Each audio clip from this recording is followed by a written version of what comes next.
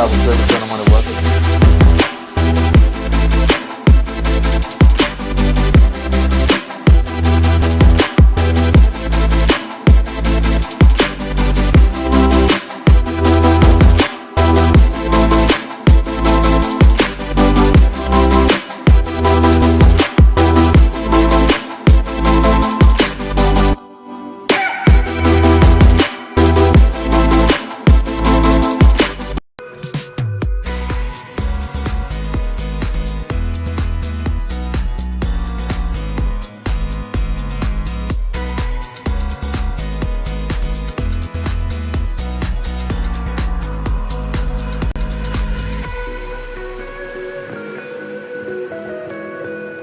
This gets answered here.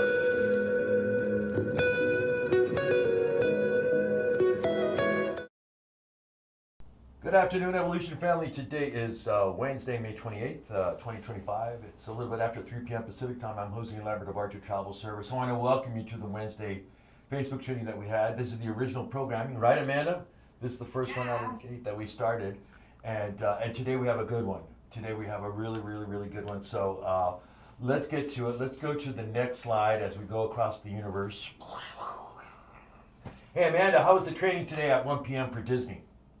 Oh, that was wonderful. If you missed it, we'll get that out to you by the end of the week on Friday. We'll post it to the Travel Cafe website. But Monica really dove into the new things that Disney has, as well as she introduced again Tara, who is going to be our new BDM. Oh, well, there you go. Okay, so we're going to have a new BDM. But again, you guys, we really want you to make sure that you're here for these lives. Why? Because that way you can ask questions in real time. That's why you want to be here. Now those were on Zoom, but also Mexico, for agents in here from Mexico, that's going to happen tomorrow at 3 p.m. 1 p.m. What time? 1 p.m. 1 p.m. for Mexico. Again, that'll be on Zoom. In Mexico, you're booking a ton of Disney. So again, you want to make sure you're here for that. Today is Wednesday, May 28th. Can you believe it, Amanda? The month is almost done. We're finally getting into June. Next month, we've been working on the new schedule for next month. We're going to start showing you how to book stuff really easily. Like, how do I book Mexico? How do I book Hawaii? How do I book Europe? Okay, we're going to show you how to do that next month. And we got some other things planned for you, so we're really excited. And yeah, it's going to be a lot of fun. All right, let's go to the next slide. I want to get the commercials out of the way. You guys don't forget about this. If you're on the East Coast, on Saturday, June 21, 2025, these two gentlemen, Tony Evans, Vice President of Evolution Travel, and Ron Archer will be in Annapolis, Maryland at the Crown Plaza. This is a travel training and networking event with Evolution, and there'll be a lot of the Founders Council will be there. Here's the barcode. Let me post out of the way. There's the barcode that you can get, and Amanda will probably give you the link to this, but if you want to go to this. Now, invited guests are free, but if you're an Evolution agent, you got to pay. But anyway, this is a recruitment, again, travel training and networking event for Archer Evolution Travel, and we really want to see some, a lot of people go to this. I don't know if you've ever been to Annapolis. It is absolutely gorgeous. It is, it's the home of the Naval Academy. It's a small little town, but it is just beautiful. It really is. There are places in Maryland which are just outstanding, and this time of year is a perfect time to go. It's going to be a perfect time. So again, there's the QR code. All right, let's go to the next slide. Okay, dealing with objections. Wait a minute. Update, dealing with objections 2025. I want to introduce to you from the state of Washington, Hi, guys. The man himself, Mike Archer, as you guys know, does the travel training sales program for Archer Travel, and we've done this before, and I just wanted him, he was coming down here, and I said, perfect, let's get this together and let's do this again. Now, this is important. Now, a couple of things here, okay? You can take screenshots of this stuff, but if you want a copy of this PowerPoint, all you need to do is email me at the end of the presentation, and then we will get started, okay? And then that way I can email that to you. There's a lot of text and information in this PowerPoints, so I want you to be aware of it. So you maybe want to have a piece of paper, a pen or a pencil handy to write down some notes, and if you have any questions, save them for the end of the presentation, okay? All right, let's go to the next slide, and I'll get out of the way, and now Mike will talk a little bit here, okay? Here we go. Oh. There you go. No, that's fine. That's fine. So I'm going to get it. Sales is a relationship business, and it was the guiding principle that Mom and Dad started in 1952 when they bought the Greyhound bus station in Glendale. And Dad always talked to us about when you're dealing with people, Dad had an innate sense in him that when he was building up his client base, he always knew, who haven't I talked to lately? What haven't I done for these people lately? And so Dad was constantly on the phone reestablishing and rebuilding relationships, especially with people that he hadn't heard from in a while. And so that became the guiding, founding principle of why Archer Travel is where it is today. And then when Mom and Dad retired, Steve and Ron took over the business, and they just made it flourish to what you see, what Archer Travel is today. So you're looking at a 70-year-old company that built its entire history on taking care of the customers. Well, that's it. And that's what it's all about here. And can I just join you here? I'm going to pop in and out here. You guys, we talk about this all the time, that sales is a relationship business. I don't know, from Mike's training and also on, when you see the trainings that I do with you guys, this is important. And it just does, because this is going to make your business explode. It just does. Because it's the added yeast to your business to go, because once you get that relationship started, you'll get more referrals, and then more referrals and more referrals. Then you'll call me up saying, Jose, I don't have enough time, I don't have enough hours in the day to deal with all the calls that I'm getting to book travel. So there you go. So that's that. Let's go to the next slide. And while we're transitioning, one of the key things is that Jose and I talk about all the time is that none of this stuff that we're talking about works digitally, especially those of you who are just getting started in the business and you think you can set up a website with a travel application brochure and people are going to fill that out. You can do that, and I'm not saying don't do that, but what we're talking about only works when you're face-to-face, Zoom calls, phone calls, doing that following up and establishing the relationship with people. You guys, this and what Mike's, that's so important.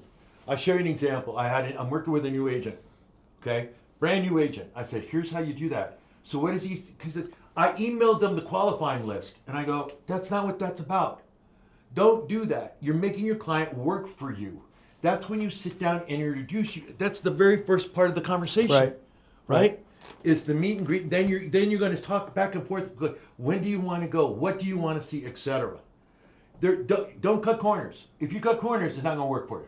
It just isn't. All right, let's just go through this. This is the review the steps of the sale. You have the meet and greet, get to know your client, establish relations. Qualify. Do not email them the list. Here's the list. Fill it out for me and then email me back. You're blowing it. You got to get in front of these people. Research, select, follow up, presentation of travel quote, commitment, terms and conditions, travel, the purchase of the travel, fill out the commission tracking form, and look at this. Watch Mike Archer's How to Sell Travel series. Okay? Gotta watch that. All right, so Amanda, let's go to the next slide. All right, so what you're looking at here is, in my sales training course, we have 8 lessons that are built into 7 weeks. Lessons 7 and 8 go together because it's talking about making the presentation and then actually asking them to buy. So one of the key things to do is in the very first step, when you go back in to actually make your presentation, you have to set an agenda. An old mentor of mine said, you tell them what you're going to tell them. That's the agenda. Then you tell them, that's your presentation, and then you tell them what you told them. That's your summary, and all along the way, you are getting incremental commitments from them. You're not trying to get one big yes. You're trying to get a whole series of small yeses that lead to the big one. And then once you're in that process, it's important to monitor their reactions. And those of you that haven't taken the sales training course, you don't know what the conversational circle is. So we're going to show it to you. But it's a method where you can keep everybody's wanting to talk. I call it telling tension, where you keep that down, where each side gets to talk, so that your program goes from start to a logical conclusion where they're actually asking you to buy, or you're asking them to buy. All right. And also it ensures that you're both on the same page. Because if you're on the same page and you're getting incremental yeses from them every time you present a point, chances are you're going to have very few objections to have to work with anyway. So this is an easy way to help avoid having to deal with stalls and objections at the end of the sale. All right, next one. Okay, this is the conversational circle. Everything's backwards for me. So in the sales training class, we call this the little engine that could. And it starts with your client makes a statement or you ask a question. Either way, once they make the statement, you give them feedback. And there's about 5 types of feedback, and we're going to talk about the most appropriate one for dealing with objections later on in the program. But this is how you keep everybody's telling tension, because it allows both sides to talk. And this is a really cool thing. And this, by the way, guys, this is not a selling skill. This is a life skill. You can use this with your kids, your spouses, your friends and neighbors. If there's something going on and you want to get to the bottom of it, all you really need to do is ask them a question, wait for them to make a statement, and then you give feedback and then ask them another question until you really understand what's going on in that conversation. All right, Amanda. Wait, Mike, can I just add something here? Yeah. Okay. You guys, let me just add something here, okay? These things that we're showing you today, the tips and hacks, it's not only just for selling travel, it's also for your team building. You can use these same techniques for your team building. And that's also because I know a lot of you have teams and you guys like to build that, but it's the same thing. So keep that in mind, okay, Yeah. as we review. What I'm talking about, where Jose and I come together on this, what I talk about are general selling principles that work across all industries, whether it was my industry of the yearbook or your industry, which is selling travel and recruiting new people. You have 2 income streams and you need to build them both. Now, this is in lesson 1 of the sales training. And this is, when we talk about sales, we talk about the art of sales and the science of sales. The art of sales is using your own personality to introduce everything that you want to talk about. The science of selling is there's a process to it. And what you're looking at is the process. Establish the relationship. Ask the questions. All right. After you've asked the questions, you do a summary statement. In my head, do I know enough? And that's critical, because if you don't have all of the information, then you can't make an intelligent proposal. So if the answer is no, you go back and keep asking them questions. If the answer is yes, then you pause, especially if it's a complicated sale and you need time to develop your program. Then you go back and you make you develop your presentation, and then you go back and you actually make the presentation and then ask them to decide. And that's what we're focusing on today, is the presenting and the deciding part. Okay. Next slide, Amanda. This is key, folks. Keep calm and embrace the challenge, and keep calm and embrace these issues, because those of you, especially if you've been in sales, you know what I'm talking about. If you've never been in sales, sales is not neat and tidy. Sales is messy. So you need to be ready to deal with it. It doesn't follow a logical sequence from A to B to C to D. You can go from A to R to G to P to Q until you get to where you eventually want to go. So just keep calm and embrace what's in front of you. And the whole key to this is you do it non-defensively. All right. Next slide, Amanda. Okay, so in objections, I got to get over here. Sorry, guys. When you're dealing with objections, the thing about it, we're going to talk about objections and we're going to talk about stalls. Right now, we're going to deal with objections. Objections are something that is hard and true, and it cannot be changed. Maybe their budget can't handle it. Maybe their dates have changed. Maybe their locations have changed because of hurricanes or whatever. So they're hard and true and they cannot be changed. So be ready for it. And if stuff like that comes up, here are the steps that you want to do. First thing you want to do is reduce the tension. And the best way to reduce the tension is to acknowledge your client's point of view. Do not agree with them. Because once you agree with them, you're on their side, and now it's going to be a challenge for you to bring them back to your side. So somebody could say, Your price is too high. Well, I understand. Maybe the price is too high, but as soon as you say but, that's a verbal eraser. So what you want to do, and it also tends to be argumentative. So you don't want to agree with them and you don't want to get into an argument with them. What you want to do is simply acknowledge your client's point of view. I understand we have some budgetary issues. Let's go back and talk about that. So number 2 is you gain a commitment to ask, and you use a hypothetical question, and this is key.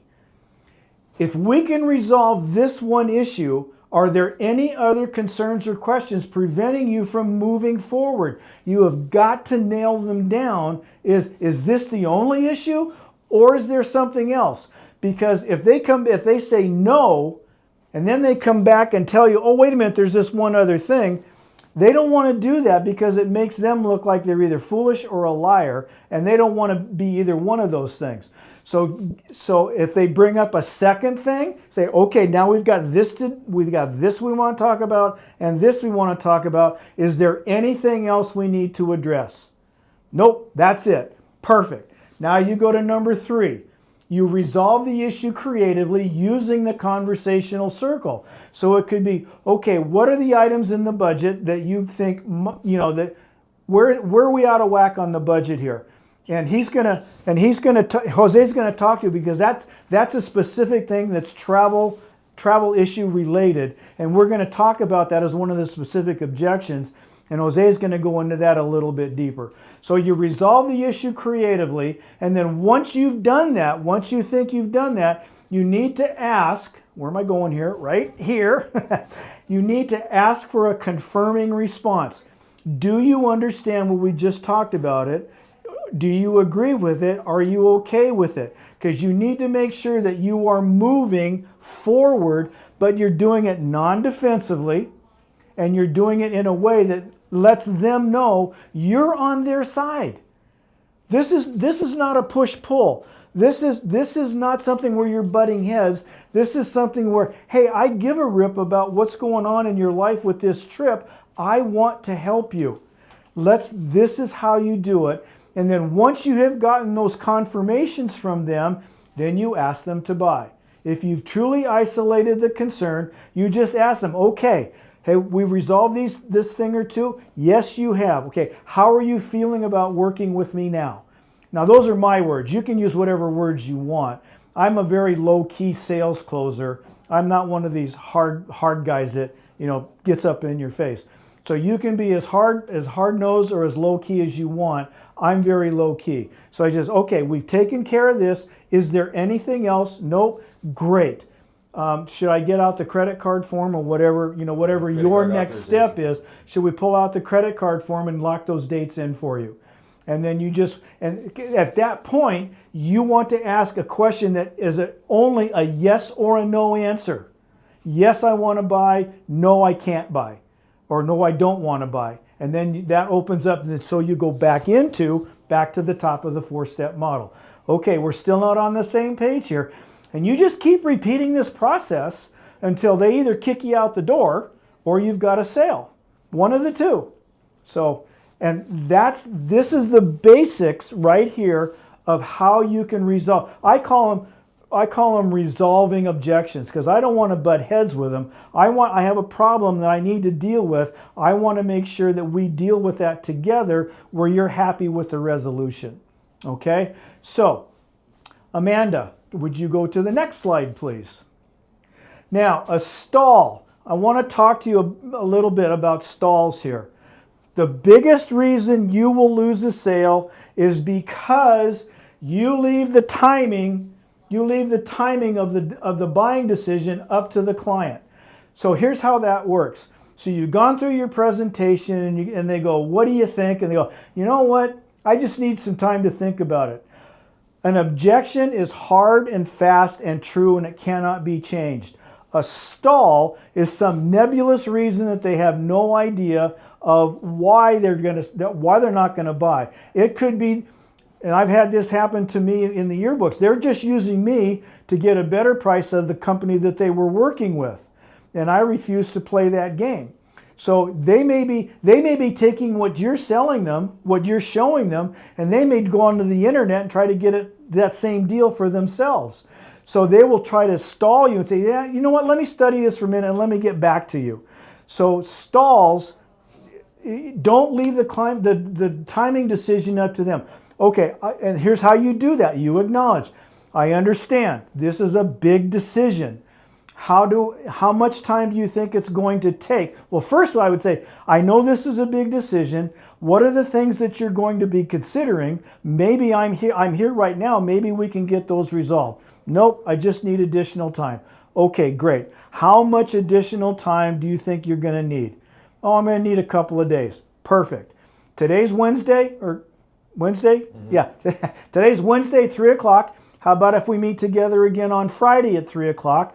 After you had a time, you have any questions, give me a call. Otherwise, I'll see you back here Friday at 3 o'clock. Does that work for you? Yeah, that works. Or, no, that doesn't work for me. Okay, can you give me a time that does work for you? No, I just need to get back to you. At that point, chances are you don't have a qualified client. Yep. Okay, because there's three things we talk about. We talk about you got to be talking to the right person. They have to have the ability to buy now, and you have to find out how much money they have to spend. So if you haven't nailed down when they're going to make that decision in your asking questions phase, this is when you're likely to get a stall. Because in the asking questions phase, if you say, when are you looking to make this decision? Well, we need to jump on this pretty quick.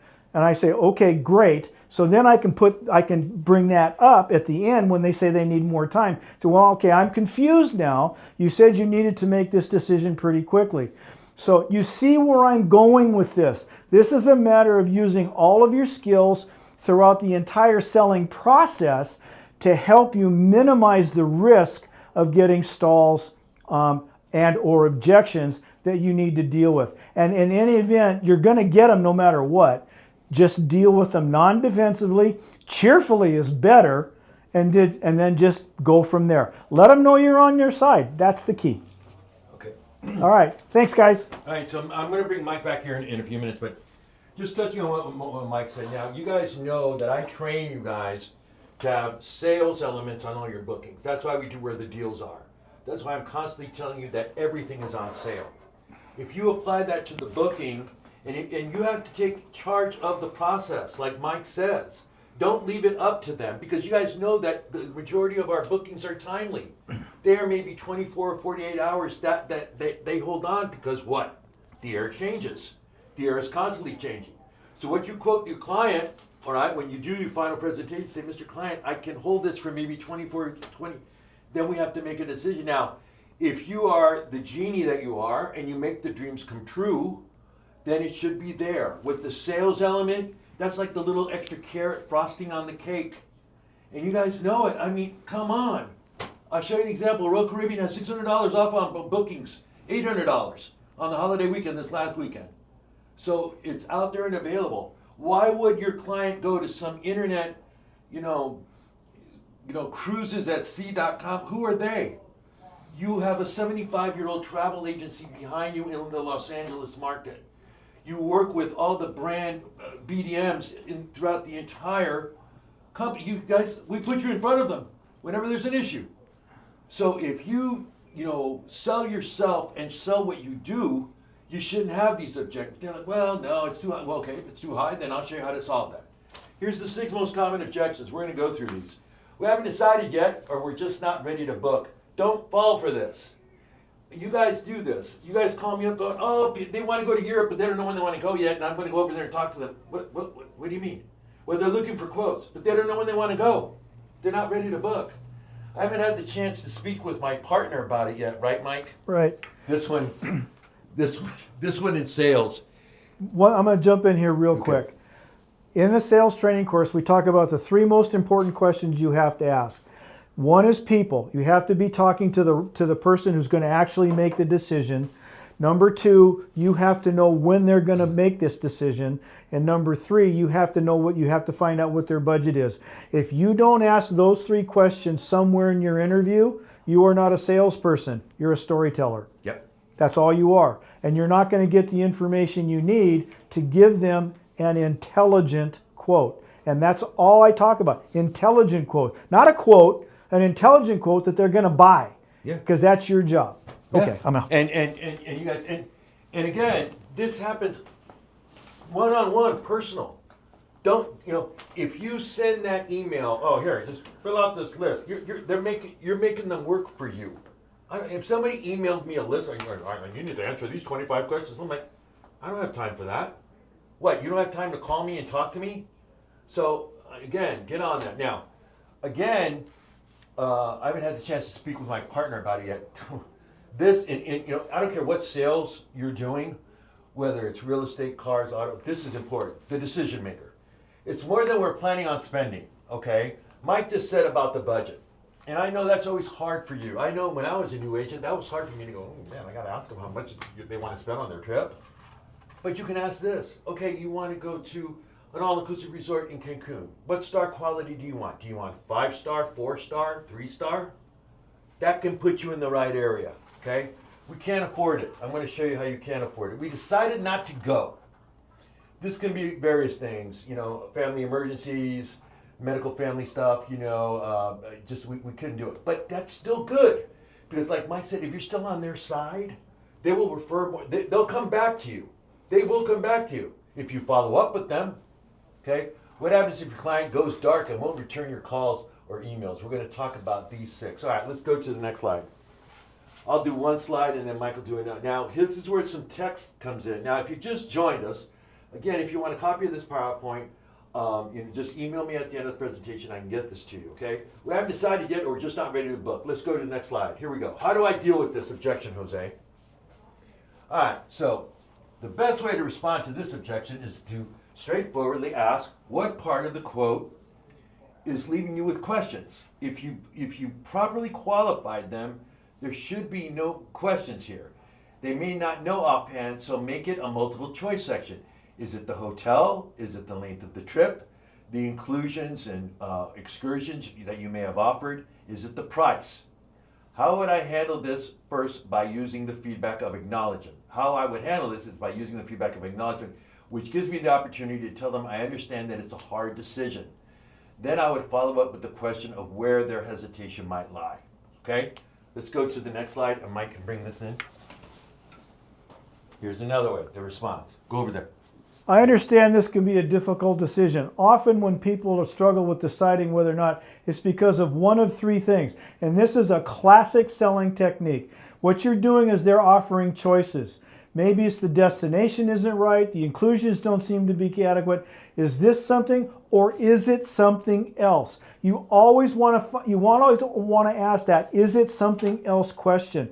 You don't want to have to guess what the issue is. You want them to tell you so then you know how to deal with it. And then you just be quiet. Let them talk. And sometimes silence can be deafening and it can be really uncomfortable. But once you ask the question, you are generally interested in the response. So if you keep talking, you're telling them, I don't really care. I just know you're full of beans. Let them talk. You have to be quiet. All right? Either they will answer or they will still stall. If they answer, you can help. If not, you don't have a qualified buyer. And again, if you ask these questions up in front, the way I ask the people question is, in addition to yourself, who else is going to take an interest in this decision? And then I find out who the decision makers are. Because if there's 2 or 3 of them and you're only talking to one, you're not selling to a prospective client. You're trying to tell your story to a gatekeeper. And then the gatekeeper is going to tell your story to them, and they may or may not get it right. So you need to find out who all the decision makers are, especially if you're booking a complicated trip like a family reunion or something like that. And there's decision makers all over the country. Get on a Zoom call with everybody who's going to be interested. All right, that's part of the relationship building. You're going to build that relationship with everybody.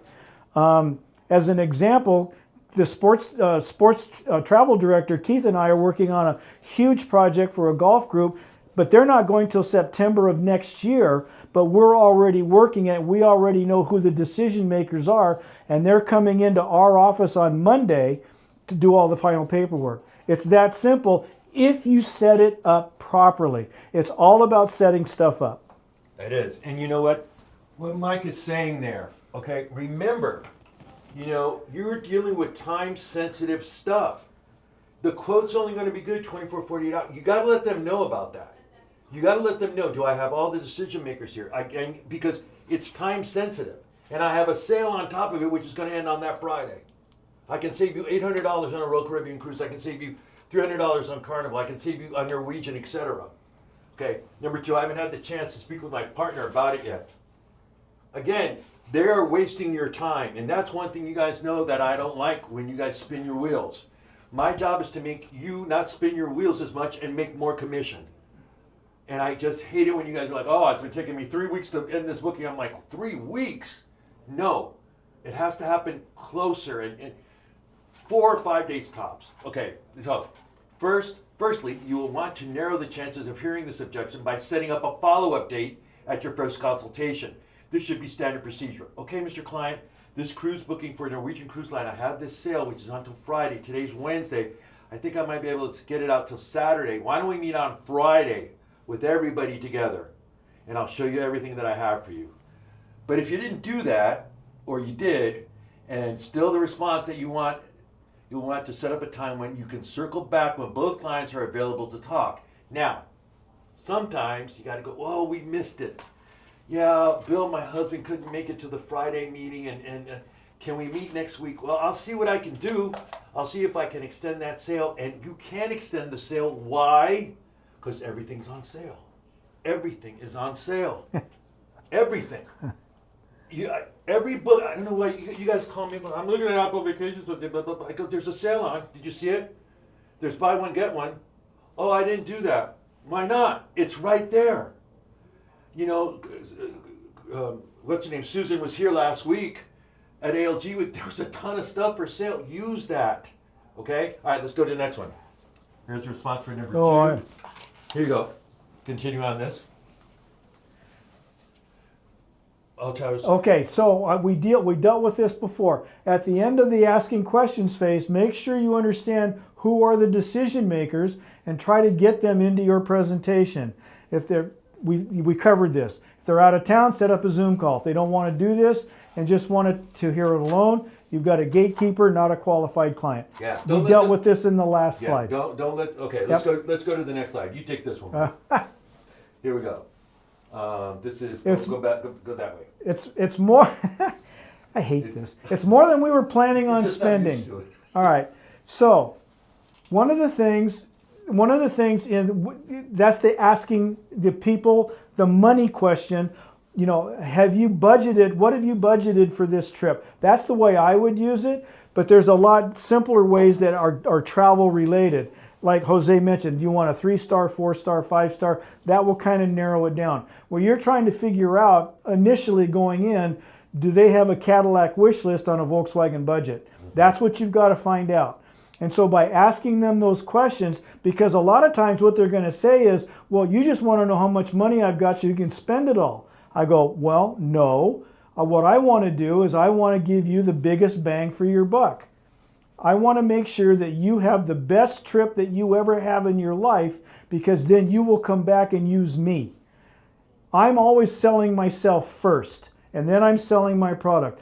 I'm not in this for a one-time quick hit. I'm in this for the long haul. I'm a travel professional, and you can be pretty strident about it, because I know I've had to be, when I was selling yearbooks when I was working. And sometimes the clients have no idea where to begin by making alterations. But if you presented a budget, one of the things is I've gone through it and I give them a price and they go, whoa, I don't know if I can afford that. I go, okay, let's back up a bit. I understand this is a big number. I might have missed something. Let's talk about this for a second, because it may be that it's an all-inclusive and I forgot to tell you that. And you're looking at spending money on on meals and tours and stuff that's already included, and I didn't do my job properly by telling you what's in this package. Don't be afraid to throw yourself under the bus because you're going to screw up. We all do. You're going to mess it up, but you have the chance to recover as well. Remember, all of this, you maintain your non-defensive posture. Always have a smile on your face and a smile in your voice, and that calms a lot of nerves, okay? So the money question is easy to deal with if you know what it is you're dealing with. And just ask them, okay, tell me where you feel that we're out of line or that the price is out of line, and let them tell you what the problem is. Don't try to guess. Use your conversational circle. Where I understand feedback. I understand this is a big decision. Tell me where you think the issues are. And then let them make that statement and you keep giving them the feedback. That's how the conversational circle works. And it's designed to get both parties to talk non-defensively. And that'll keep a lot of stress down if you just use that one skill that we just showed you. Okay, let's go to the next slide. Okay, this is Money. money. Okay, Mike just kind of like went through this. Okay, but I'll just go through it. Money. The biggest objection of asking the money question is that clients think that you're asking the question to get as much money. That's what Mike just said. In order to boost their own commissions, all they have to do is ask it a different way. Get out of them all of the things they wanted to do on their trip. Again, qualify. What do you want? I'm your genie. I can make all your dreams come true. And then ask them how much they think all of that would cost. Now, the way you will know if they have a responsible, unreasonable expectations. Also, it gives you an idea of how you can implement cost-saving ideas for them to get them into their budget. This way you look like the hero, okay? Now, you gotta wake up to reality. I mean, I just got back from Europe, all right? I did a non-stop flight on Iberia in premium economy. That is not cheap. That's not going to LA or Vegas on an economy out of Southwest. So again, wake them up to reality. If you've got new people that have never traveled to Europe, have never cruised before, or never, they want to do the Caribbean, explain to them what it entails. Tell them you're going to be flying all day. You're going to be tired when you get there. Tell them about the experience. That's what you have. You have that knowledge that we give you.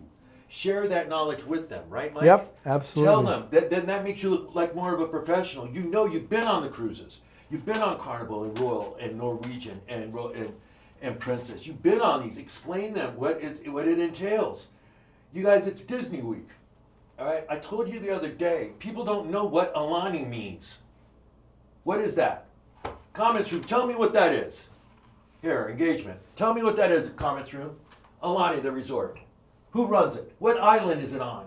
There you go. Tell me what island it's on in Hawaii. You should know that being a travel advisor. Let's go to the next slide. Amanda, remind me about that question. Okay. Now, about the budget. So it's too much. Okay, well, wait a minute. Here's some ideas you can do. Making the budget work. Move the travel dates. If you travel from Sunday to Thursday, anywhere in the United States, or anywhere really around the planet, the prices are lower. Why is that, Jose? Because that's at the end of the weekend, in the early part of the week. Cut the travel time. Instead of doing 7 nights in Hawaii, let's do 5 nights. Change the room inventory. Instead of ocean view, pool view, try garden view. That can make the budget work better, and get back to them on that. Let's go to the next slide. You can jump in here anytime. We can't afford it. Well, we just gone through some things that shows that. Okay, now again, so this objection simply means you haven't adequately demonstrated the value of the holiday and how it is worth the cost to them. It is a matter of perception. Sometimes it's just a matter of detailing the inclusions, etc. I once had a couple who was struggling with a group tour to China. Once I broke down the cost into per diem rate and detailed everything that they were getting per price, they said, we never thought about it that way. It's cheaper for us to travel than to stay at home. This is a good technique. You know who's a pro at this, Mike? Susie. Yeah. Susie is a pro at this. She can break down an itinerary and show you it's only going to be like, $75 a day or $100. I mean, it's amazing. And you get all this and this and this and this and this. Whoa, what? See, so break it down for them. Let's go to the next slide. That's a good one. Should I stay or should I go? Good song title. Yeah, well, we've decided not to go. Now, this could be a couple of things, okay? But I might counter with, well, your business is really important to me. I understand, and it can be anything, family injury, family medical emergency, and it happens all the time. It does happen. We get a lot of calls from you guys, especially with groups or, oh, so they can't make it. But if that wasn't the case, how do you feel about the quote that I provided? Okay? I hope that you allow me to book your tour when you're ready to travel. Is there something I can do to change your mind? Now, you see this? You're planting the seeds for what? Tell me, help me here, comments room. Follow up. You're planting the seeds for follow up. And I tell you, the two most, if you want to be a professional in this business and be successful, you qualify correctly and you follow up. Agents that don't follow up, they don't make it in this business. See this? Is there something I can do to change your mind, when you're ready to travel? And then call them in 3 months or 4 months. You know what? We worked on that quote on that cruise. You want to go to the Galapagos Islands on the celebrity floor. And no, they're having a sale now. Let's talk about it. Let's revisit it. Then I would ask the same question that's listed under objections. One, by this point, I've taken responsibility for losing it. So I'll want to know what I could have done differently in the future. Okay? Let's go to the next slide. And Mike can jump Hold in. on a second, Amanda. One of the things you really find out really quickly is, should I stay or should I go? Should I not go? It's either, it can be a stall, but if it's hard and fast, then it's an objection. So then you say, okay, we can't go right now. We've got things going on in our family. Great, I understand family issues.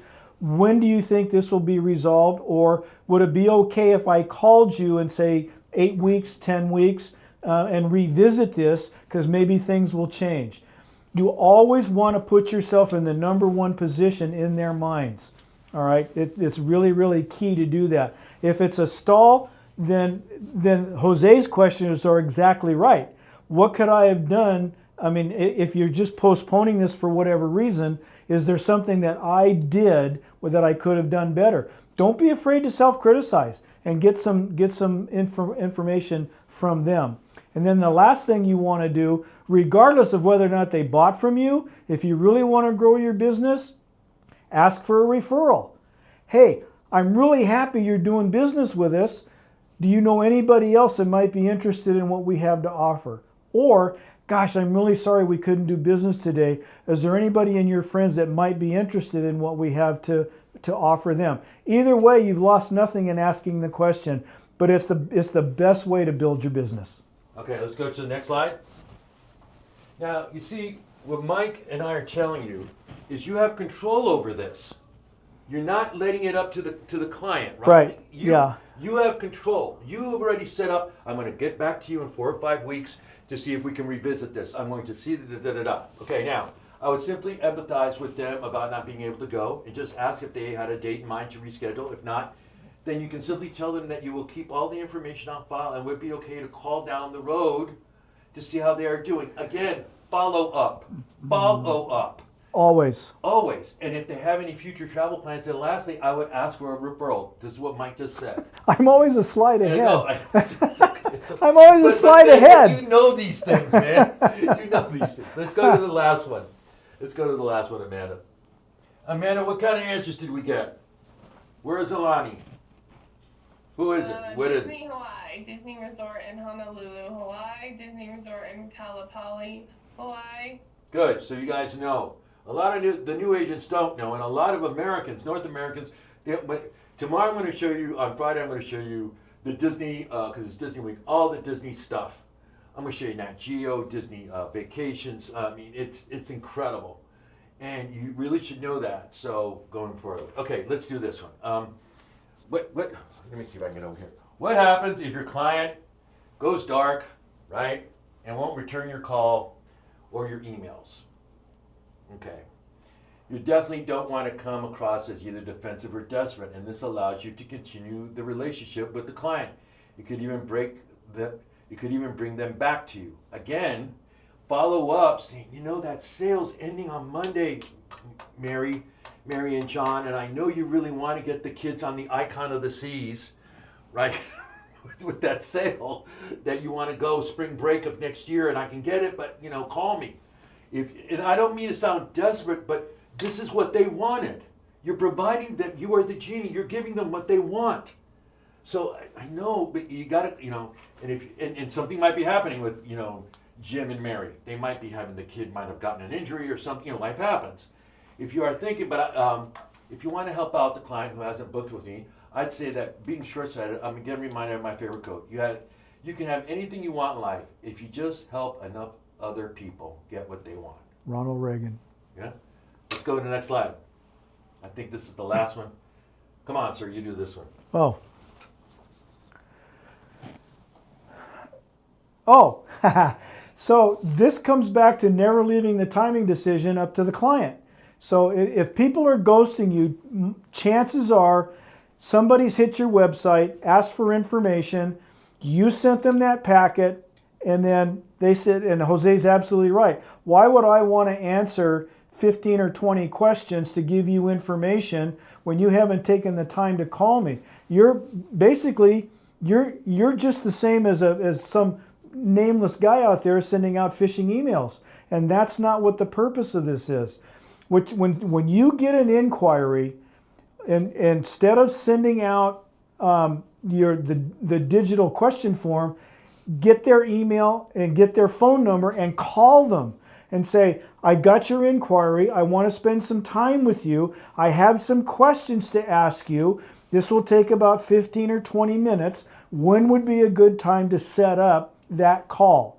If you do just that one thing, either send it to them in an email, better yet as a phone call, and that way you get a good gauge on, are they just out hunting on their own, trying to see what they can do, comparing stuff, or are they generally interested in what you had to say in your own website, and they go, hey, that looks like an interesting person to talk to. You're not going to know that unless you get back in touch with them. All right. When I was working with schools and somebody didn't do business with me, this was in June when they made the decisions, I said, okay, look, I know we're not working together, but I'm not going anywhere.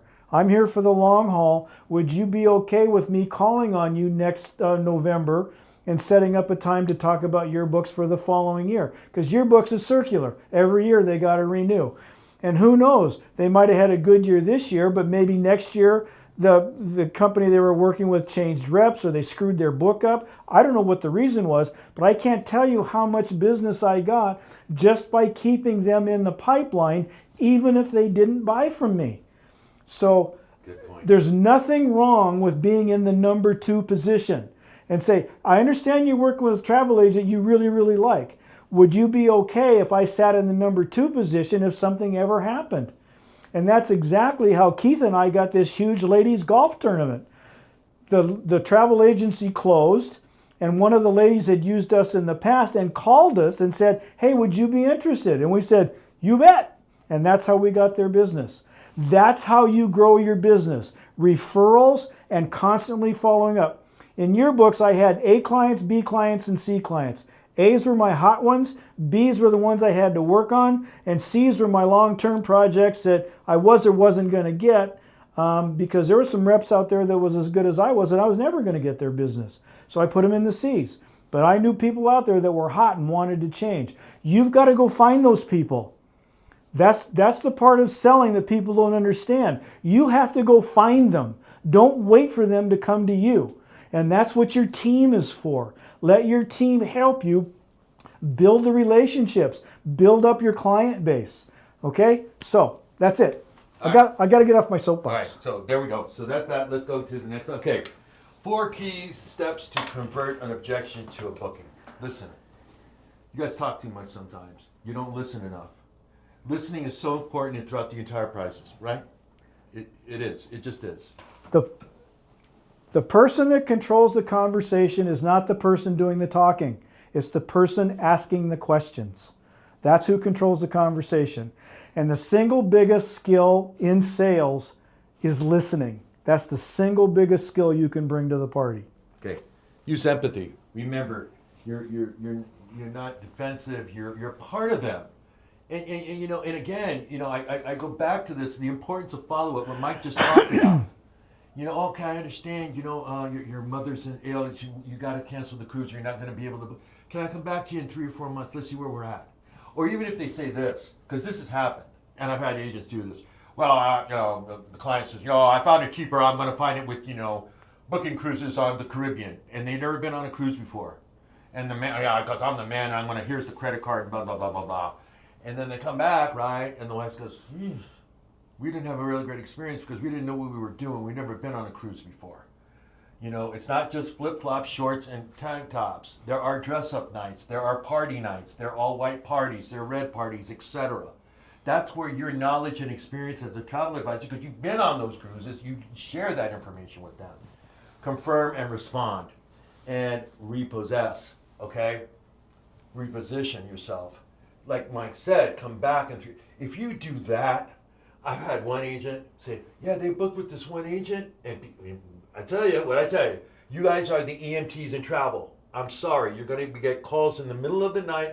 We're going into summer season. It's the height of summer. This is it, okay? This is when the most bookings happen across the planet. Stuff's going to happen. We've got hurricane season starting June 1st on Saturday. So you have got to be ready. And I know one agent that the agent could never get home. Their voice mailbox was full, or it was not set up yet. They called another agent. A client called this other agent. The client, you know, what Mike was talking about, the number 2 position, and now that agent has all that client business. Really simple. How many times I tell you, you got to have a working phone to make it work for you, to make that magic happen. All right. And final thoughts. Come on over here and stand by me. Oh. Here we go. Overcoming objections and implies and I win. It implies and I win, you lose situation. Rather, I use the word resolve here, and you spoke about that. We talked about that earlier. Here, the last question I always ask if we can resolve this to your satisfaction, is there anything else that would hinder us from moving forward? I want to make sure that I get everything out on the table exposed so that they can come back with something else and further delay the sale. So there, talk about this. Well, this is nothing more than what we talked about earlier, in that if we can resolve this, you need to find out, is there 1 thing, 2 things, how many things are there that still need to be resolved? Once you do that, then you go, okay, if we can take care of these things, is there anything else that stands in the way of us doing business together? Nope, that's it. So I got a huge story, but it takes too long to tell. But this actually happened to me. I spent an hour and a half on a Navy ship, because they do cruise books. I spent an hour and a half with the 4 top officers of the ship on a book that a previous rep screwed up, and we got blackballed from bidding on the Navy business, which was big. I spent an hour and a half listening to them, and I said, if I can get all this stuff fixed, I was really brassy. I said, will you give me a shot at your next book? And they looked at me like I had holes in my head. And I said, give me a shot. If I can fix all of this, will you let me work with you on your next book? And they go, yeah, we don't see how. 2 days later, I was back in their office. I had fixed everything that they had problems with. It took us like 3 or 4 weeks. We had to reprint their book. But as soon as they got their book in, I threw them in the back of my van, hand-delivered the books. I had a contract in my hand, and they signed it. So there You got to be persistent. Got to do it. That's what it's all about, guys. All right, so again, if you want a copy of this PowerPoint, all you need to do is email me at the end of this presentation. But we'll get this to you. And there's Mike's email address also. Again, you know, Mike is, and I know that, you know, we've had agents, Mike, who have taken the course and go back every now and then and go to your lives. Oh, it's Yeah. I love. Go ahead. Sorry. Come on. I love doing this, guys. I'm sitting in my home, fat, dumb, happy, retired, with looking for things to do. Give me a phone call, sign up for the class, send me an email. I'll talk to anybody till the cows come home if you want to talk sales. All right. Thanks. All right, there it is. Amanda, do we have any questions or any comments? We don't have any questions at the moment. Okay, great. All right, you guys, I will see you on Friday. Mike, again, thank you so much for taking time. I had fun, guys. For See this ya. presentation. And again, if you want to copy this PowerPoint, all you need to do is send an email to joseL@archertravel.com. I will see you guys on Friday for the wrap up for the week, and we're also going to give away some stuff. Have a wonderful day, everybody. See ya.